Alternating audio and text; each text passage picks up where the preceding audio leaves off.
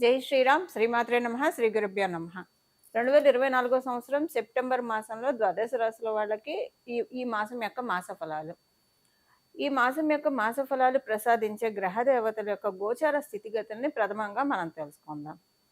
వృషభ రాశిలో గురుదేవుని సంచారము, మిథున రాశిలో మంగళ సంచారము. ఈ నెల బుధ భగవానుడు మూడు రాశుల్లో సంచరించబోతున్నారు. ఈ నెల 4వ తారీఖు వరకు కర్కాటక రాశిలో బుధ భగవానుడి సంచారం ఉంటుంది. 5వ తారీఖు నుంచి కర్కాటక రాశి నుంచి సింహ రాశిలోకి ఆయన అడుగు పెట్టబోతున్నాడు. అలాగే ఈ నెల 24వ తారీఖు నుంచి సింహ రాశిలో ఉన్న బుధ భగవానుడు కన్యా రాశి స్వస్థానగతుడు అవుతూ ఉన్నాడు.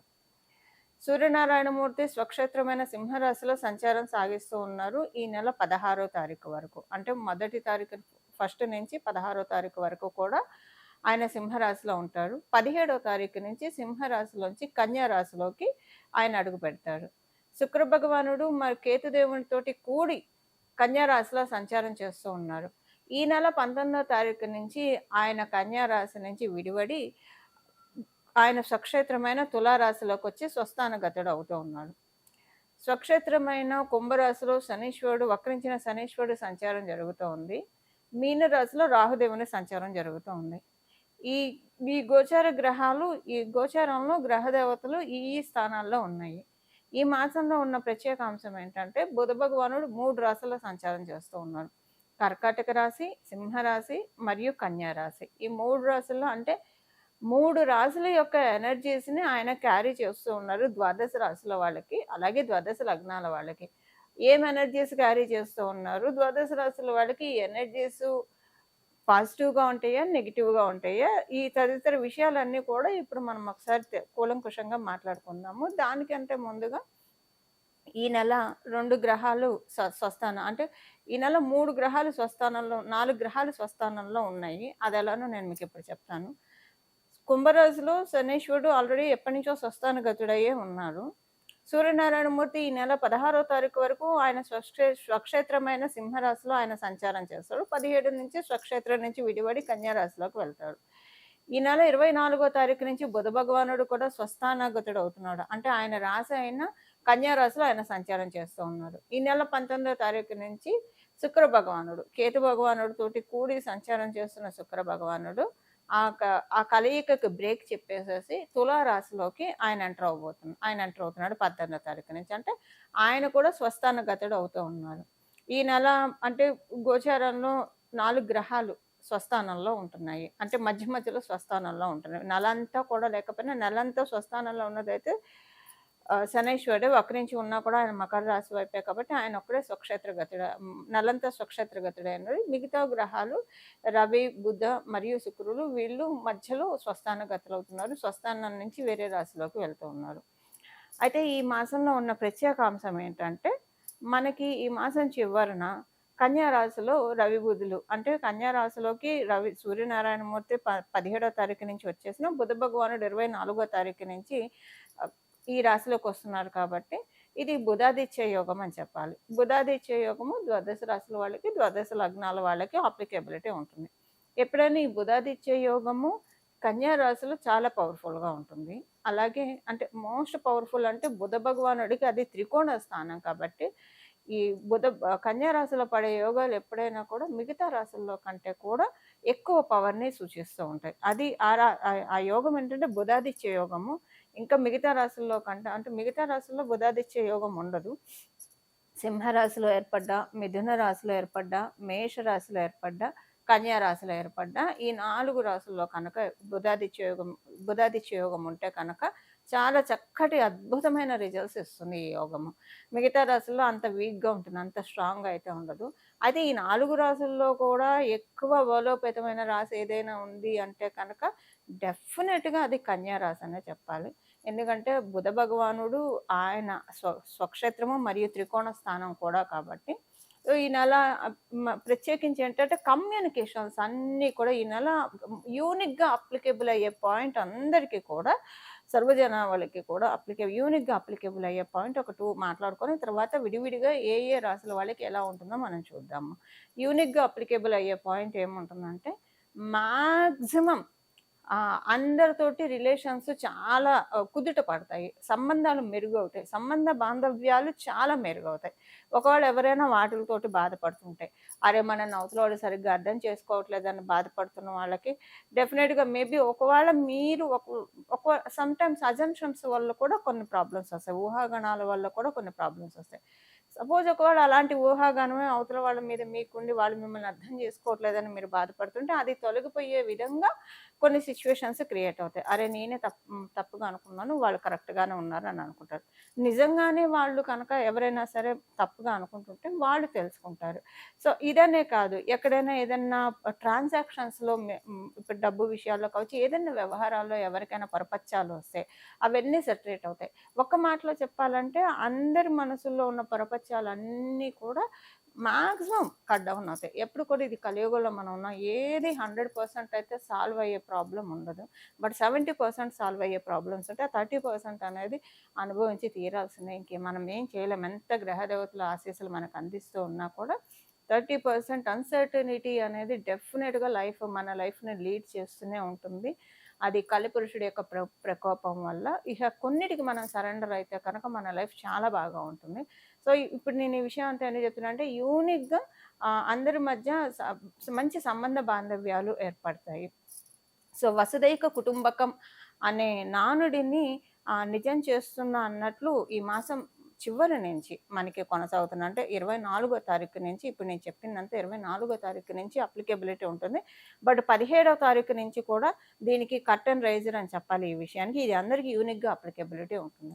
అదొక పాయింట్. అండ్ సెకండ్ థింగ్ ఏంటంటే అందరికీ కూడా మీరు అనుకుంటున్న కోరిక ఏదైతే ఉందో అంటే ఫైనాన్షియల్‌గా కావచ్చు, ఒక గృహం ఏర్పరచుకుందామని కావచ్చు, లేదంటే చదువుకోవాల్సిన వాటిల్లో కావచ్చు, ఇలా దేంట్లో అయినా సరే మీరు అనుకున్న వాటి విధంగా మీకు అవ్వకపోతూ ఉంటే, ఈ మాసం దానికి తదనుగుణంగా మీరు ఏ పనులు చేస్తే మీరు అనుకున్న గోల్స్‌ని, మీరు అనుకున్న టార్గెట్స్‌ని మీరు రీచ్ అవ్వగలుగుతారో, అలాంటి వాటిలకి గేట్‌వేస్ ఈ మాసం 17వ తారీఖు నుంచి ఓపెన్ అవుతాయి. ఇది ద్వాదశ రాశుల వాళ్ళకి, ద్వాదశ లగ్నాల వాళ్ళకి అందరికీ యూనిక్‌గా అప్లికేబుల్ అయ్యే పాయింట్స్ ఇప్పుడు నేను చెప్పినది. ఇప్పుడు మనము అసలు ఏ రాశి వాళ్ళకి ఈ మాసం అంతా ఎలా ఉంటుంది? అన్ని రాశుల వాళ్ళకి ఈ మాసం అంతా ఎలా ఉంటుందో మనం ఇప్పుడు చూద్దాము. కన్యా రాశిలో పుట్టిన వాళ్ళకి ఈ మాసం యొక్క గోచార గ్రహస్థితుల ఫలితాలు. కన్యా రాశిలో పుట్టిన వాళ్ళకి ఈ మాసము అనుకూలంగానే ఉంది. గోచారంలో అనుకూలమైన పరిస్థితులనే ఇస్తుంది. కాకపోతే మీకు కొంత ఈ మాసం 10వ తారీఖు వరకు కూడా ఆహ్, కుటుంబ పరంగా లేదా మీ నాన్నగారికి ఆహ్, తండ్రి సమానమైన వారు. అంటే పెదనాన్నలు, బాబాయిలు లేదా మీ మావయ్య గారు, తండ్రి గారు లేదా చిన్న మామగారు ఇలా ఎవరైనా ఉంటే తండ్రి సమానమైన వాళ్ళు. తండ్రి తర్వాత తండ్రి సమానమైన పొజిషన్‌లో ఉండేవాళ్ళు ఉంటారు కదా! బాబాయిలు ఇలా ఎవరైనా సరే మామయ్య గారులు వీళ్ళంతా. వీళ్ళలో ఎవరికైనా హెల్త్ ప్రాబ్లమ్ వస్తుంది. ఫస్ట్ 10 డేస్‌లో కొంచెం సీరియస్‌గానే ఉంటుందది. ఆ సీరియస్‌నెస్ అనేది ఇంటెన్సిటీ ఎలా ఉంటుందనేది వాళ్ళ జన్మ జాతకాన్ని బట్టే ఉంటుంది. బట్ ఏదైనా బాగా వయసైపోయి బాధ్యతలు అయిపోయిన వాళ్ళకే ఉంటాయి. అంతేకాని మరీ యంగ్‌గా ఉన్నవాళ్ళు, ఆ స్థాయిలో ఉన్న వాళ్ళకైతే ఎలాంటి ఇబ్బంది రాదు. ఈ పాయింట్ ఇగ్నోర్ చేయండి. బాధ్యతలన్నీ తీరిపోయి కొంత బాగా అంటే ఓల్డ్ ఏజ్‌లో ఉన్న పర్సన్స్ ఎవరైనా తండ్రి స్థానంలో ఉంటే కనుక వాళ్ళకి కొంచెం హెల్త్ పరంగా ఎఫెక్ట్స్ ఉంటాయి. ఇప్పుడు మీకున్న గోచార గ్రహస్థితుల రీత్యా. వాళ్ళ దాంట్లో బాగా ఉంటే కొంచెం వచ్చినా సెట్ అయిపోతుంది. బట్ ఒకవేళ బాగోకపోతే కనుక కొంచెం హాస్పిటల్ వరకు వెళ్ళాల్సొస్తారు. ఇది ఒక పాయింట్ ఉంది. ఇది యూనిక్‌గా అందరికి అప్లికేబుల్ అయ్యే పాయింట్. సెకండ్ థింగ్ ఏంటంటే మీకు ఒకటేదైనా ఒక డీల్, ఒక కాంట్రాక్ట్ ఏదైనా సరే చేతి దాకా వచ్చినట్లు వచ్చి టక్కన వెంట్రుక వాసులో తప్పిపోతుంది. ఇది కొంత మిమ్మల్ని కించిత్ ఆహ్, బాధ అనిపిస్తుంది మీకు. అరే! వస్తుందని అనుకున్నాం మనకి అని చెప్పి. ఇది ఉద్యోగం కావచ్చు, వ్యాపారం కావచ్చు ఏదైనా సరే. చివరి దాకా వచ్చినట్లు వచ్చి టక్కున మిస్ అయిపోయినట్లు అనిపిస్తుంది. బట్ తర్వాత మళ్ళీ మీ జన్మజాతకం సపోర్టింగ్‌గా ఉంటే కనుక గోచారంలో అయితే ఈ మాసం మధ్యలో నుంచి మళ్ళీ అదే మీకు రీయాక్టివేట్ అయ్యి అది మీకు రావడానికి అవకాశం అయితే ఉంది.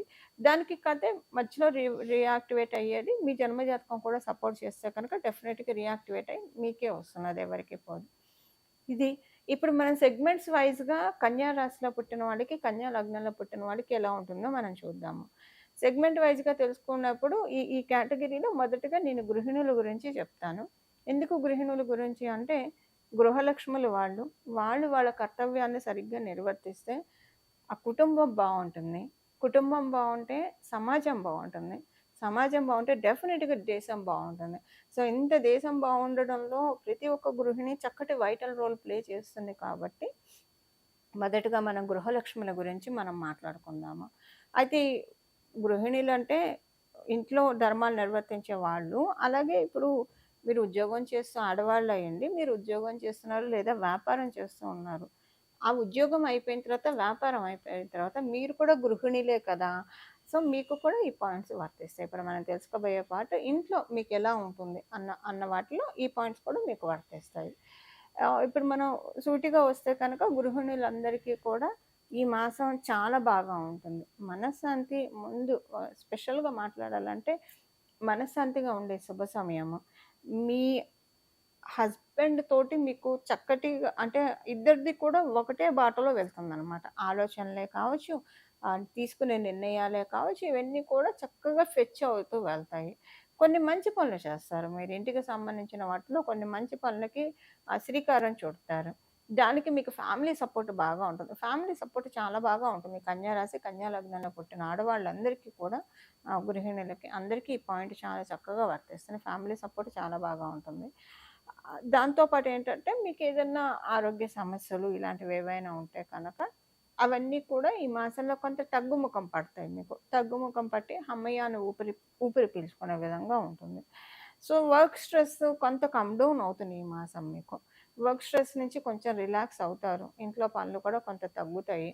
ఏదో ఒక కారణాల చేత రోజు చేసుకునే పనులు మీరు ఫాస్ట్‌గా చేయడం వల్ల కావచ్చు, లేదా వేరే మనిషికి ఆ పనులు అసైన్ చేయడం వల్ల కావచ్చు, లేదా మీ ఇంటికి ఎవరైనా వచ్చి మీ పనులు మీ తరఫున చేసి పెట్టడం వల్ల కావచ్చు, మీరెవరన్నా మనుషుల్ని హైర్ చేసుకోవడం వల్ల కావచ్చు, ఏదైనా మీకు వర్క్ స్ట్రెస్ అయితే ఎలా చూసుకున్నా తగ్గుతుంది. ఇవన్నీ కూడా గృహిణులకి ఈ మాసం వర్తిస్తాయి.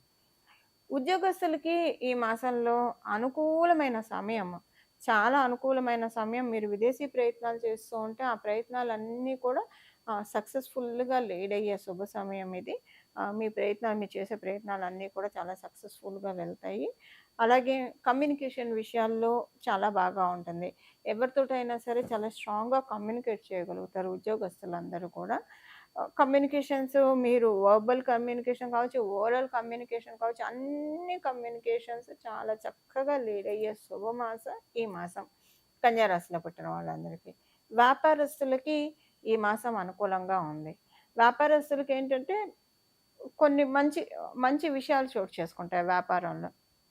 ఈ మంచి విషయాలేంటంటే మీకు ఈ మాసం మధ్యలోంచే తెలుస్తాయి. సో, ఒక మంచి డీల్ రావడము, లేదా మీ వ్యాపారం పెరుగుతున్నట్లు మీకు అర్థమవుతుంది. కొంత మీ మీద మీకు కాన్ఫిడెన్స్ వచ్చే విధంగా ఈ మాసంలో వర్క్ యాక్టివిటీస్ వ్యాపారంలో మీకుంటే, ఆ విధంగానే మీకు బిజినెస్ జనరేట్ అవుతుంది. చాలా చక్కగా ఉంది. అయితే వ్యాపారస్తులు ఈ మాసంలో ఒక్క విషయంలో జాగ్రత్తగా ఉండాలి. ప్రాపర్టీస్ కొనాలన్నా, అమ్మాలన్నా ఈ 2 మీరు జన్మ జాతకము సహకారంగా ఉంటేనే చేయండి. ఒకసారి మీ జన్మ జాతకాన్ని చూపించుకొని సహకారంగా ఉంటేనే చేయండి. లేకపోతే చేయకండి. ఒకవేళ అలాంటి ప్రయత్నాలు మీరు చేస్తే మీకు వ్యాపారంలో కొంచెం కొన్ని పనులు కుంటుపడే అవకాశం ఉంటుంది. మీకు సొంత ఇల్లు ఉంటే కనుక మీకు సొంత ఇంటి దగ్గర ఇరుగు పొరుగు వారితోటి జనరల్‌గా ఇది అందరికీ వర్తిస్తుంది. కన్యా రాశి, కన్యా లగ్నంలో పుట్టిన అందరికీ. ఇరుగు పొరుగు వారితోటి కొంత ఇబ్బందులు తలెత్తుతాయి మీకు. సొంతింటి యజమానులైతే. అయితే వసతి గృహంలో ఉంటే అంటే ఒకవేళ అద్దె ఇంట్లో ఉంటే కనుక ఈ పాయింట్ మీకు ఇగ్నోర్ చేసేయండి. మీకు అప్లికేబిలిటీ ఉండదు. అప్పుడైతే మీకు ఈ పాయింట్ అప్లికేబిలిటీ ఉండదు. సొంత ఇల్లు ఉంటే కనుక సొంతింటి దగ్గర ఉన్న చుట్టుపక్కల వాళ్ళతోటి కొన్ని ఇష్యూస్ అయితే ఈ మాసం రైజ్ అవుతాయి. అది వ్యాపారస్తులకి ఇంకా మిగతా అన్ని విషయాల్లో బాగా ఉంది. అంటే ఇప్పుడు మనం సొంతింటిలో చుట్టుపక్కల ఉన్న వాళ్ళతోటి ఇబ్బందులనేది అందరికీ వర్తిస్తుంది. ఉద్యోగస్తులు, వ్యాపారస్తులు ఎవరికైనా వర్తిస్తుంది. ఇది సొంతింటి వరకే. సొంతిల్లు ఉంటేనే వర్తిస్తుంది. అద్దింట్లో ఉండేవాళ్ళకి ఈ విషయం వర్తించదు. అలాగే మనం సీనియర్ సిటిజన్స్ విద్యార్థినుల గురించి మొదట మాట్లాడుకుందాము. విద్యార్థినులందరికీ కూడా ఈ మాసం అనుకూలంగానే ఉంది. కాకపోతే కొంచెం బద్ధకం ఎక్కువగా ఉంటుంది. టైమ్ మేనేజ్‌మెంట్ అనేది మిస్ అవుతుంది. పరిస్థితులు కొంచెం అనుకూలంగా ఉండడం వల్ల బాగా గ్రాస్ప్ అయితే చేసుకుంటారు. కానీ కొంచెం రిలాక్స్ అవ్వాలని ప్రయత్నిస్తారు ఈ మాసము.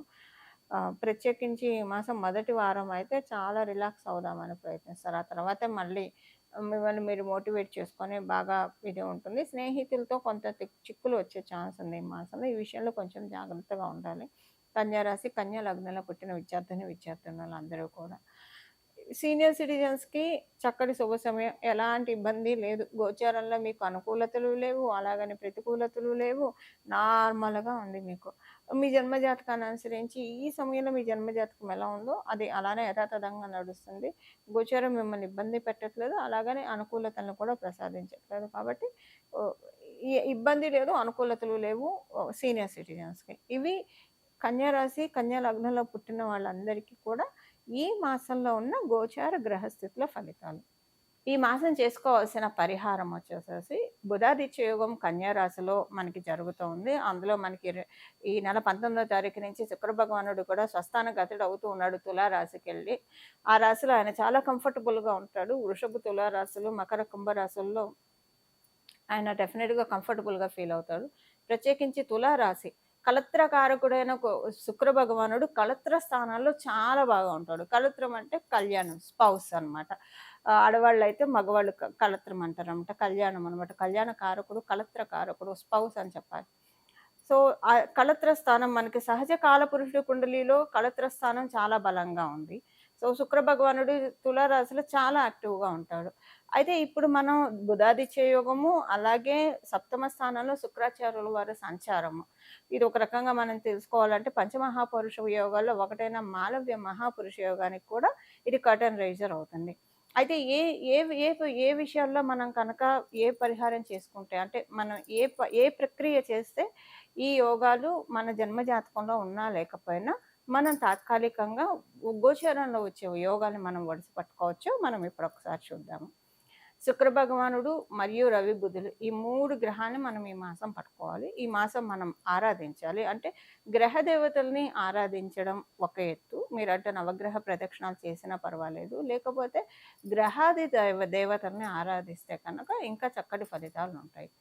బుధాదిత్య యోగం కాబట్టి చక్కగా ఎవరికైనా బుధాదిత్య యోగం మీ జన్మ కుండలిలో ఉన్నా కూడా మీరు రోజు విష్ణు సహస్రనామం వినడం కనుక చదవడం వస్తే చాలా మంచిది. కొంతమంది చదవడానికి భయపడతారు. భయపడే వాళ్ళు వినడం. ఒకవేళ చదివే తీరిక లేకపోయినా సరే మీరు ఏ పని చేస్తూ ఉన్నా జస్ట్ అలా చక్కగా విష్ణు సహస్రనామం ప్లే చేస్తూ మీ పనులు మీరు చేసుకోవచ్చు.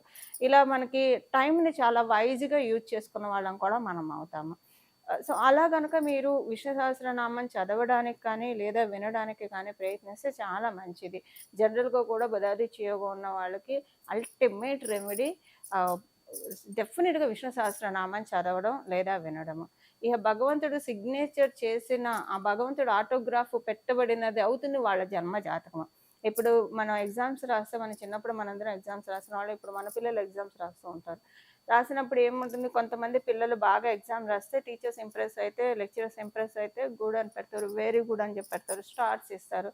ఆ పిల్లలకి ఆ టైంలో అది చాలా వరంగా అనిపిస్తుంది. అలా టీచర్ అప్రిషియేట్ చేస్తే. అలా మన జన్మ జాతకాన్ని విష్ణుమూర్తి ఆటోగ్రాఫ్ ఇచ్చే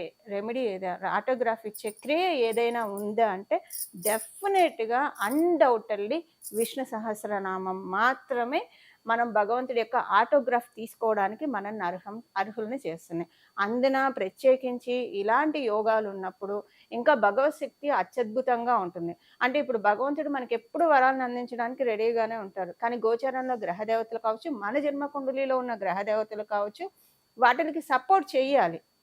వీళ్ళు పూర్వజన్మలో ఈ కర్మ చేశారు. నువ్వెలా పూర్తిగా వరాన్ని ఇస్తావు? మా పనిని మమ్మల్ని చేసుకొని. లేదా ఈ జన్మలో ఇవి చేశారు. సో, వాటికి మేమివ్వాలి, ఫలితాలివ్వాలి అని ఏం చేస్తాయంటే భగవంతుడి కృప ఉండడం వల్ల ఏమవుతుందంటే కొంతలో మనకి తగ్గిపోతున్నాయి. అంటే ఎక్కడో పెద్ద రాయి వచ్చి తగలాల్సిన చోట చిన్న రాయితో వెళ్ళిపోతున్నాయి. భగవంతుడిని పట్టుకుంటా కనుక. ఇలాంటి ప్రత్యేకించి ఇప్పుడు గ్రహ దేవతలు కూడా వరమిస్తున్న సమయంలో కనుక మనం ఇలాంటి ప్రక్రియలు చేసుకుంటే కనుక అత్యద్భుతంగా యోగిస్తుందని చెప్పడంలో ఏమాత్రం సందేహం లేదు. బుధాదిత్య యోగం డెఫినెట్‌గా చాలా బాగా వర్కౌట్ అవుతుంది. అన్ని రాసుల వాడికి కూడా విష్ణు సహస్రనామం వినడం వల్ల లేదా చదివితే ఇంకా మంచిదండి. చదవడం లేదా వినడం ఏదో ఒకటి మనం ఈ కలియుగంలో భగవంతుడి పైన మనసు లగ్నం చేయడం అనేది మనం ప్రారంభిస్తే కనుక ఇహ మన లైఫ్‌లో అంతా కూడా చుట్టూ ఉన్న పరిస్థితులన్నీ సానుకూలం అవ్వడం వన్ బై వన్ అనేది మనం చూస్తాం. అంటే మనం చేసే పనులన్నీ కూడా సులభతరం చేస్తాడు భగవంతుడు పెరుమాళ్ళు. ఇది ఒకటి. రెండవ పరిహారం ఏంటంటే శ్రీ మహాలక్ష్మి అమ్మవారి ఆరాధన. కనకదార స్తోత్రాన్ని చదువుతారా? లేదా లక్ష్మీ అమ్మవారి అష్టోత్తరం చదువుతారా? మహాలక్ష్మి అమ్మవారి స్తుతి చదువుతారా? ఏదైనా పర్వాలేదు. లక్ష్మీ అమ్మవారికి సంబంధించినవి ఏదైనా నామాల్ని చదవడానికి ప్రయత్నించండి. లేదా కనీసం ఇందాక చెప్పినట్లు వినడానికైనా ప్రయత్నించండి. ఏదైనా కూడా మనకి చక్కటి ఫలితాలనిస్తుంది.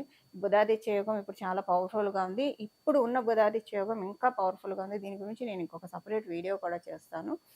అందులో కూడా మీకు చక్కగా మొత్తం వివరాలు నేను చెప్పడానికి ప్రయత్నం చేస్తాను. ప్రస్తుతానికైతే ఈ మాసము విష్ణు సహస్రనామం చదవడము, అలాగే మరి అయ్యవారిని పూజించినప్పుడు అయ్యవారి వక్షస్థలంలో ఉన్న అమ్మవారిని కూడా మనం పూజించాలి కదా! అలా శ్రీ మహాలక్ష్మి అమ్మవారి సహస్రనామం చదవడం కానీ, వినడం కానీ, లేకపోతే మహాలక్ష్మి అమ్మవారికి సంబంధించిన ఏదైనా స్తుతి చేయడం వల్ల మనకి చాలా చక్కటి శుభ ఫలితాలొస్తాయి. ఈ విధంగా మనం అందరం కూడా భగవంతుడిచ్చిన ఈ కాలాన్ని చక్కగా సద్వినియోగం చేసుకుంటూ, నిత్య దైనందిన జీవితంలో మన కర్తవ్యాల్ని, మన బాధ్యతల్ని మనం నిర్వర్తిస్తూ భగవంతుడి యొక్క పాదాల్ని మనం పట్టుకుందాము. మనందరం కూడా జీవన్ముక్తులం అవ్వడానికి ప్రయత్నిద్దాం. మంగళం. నమో భగవతే వాసుదేవాయ.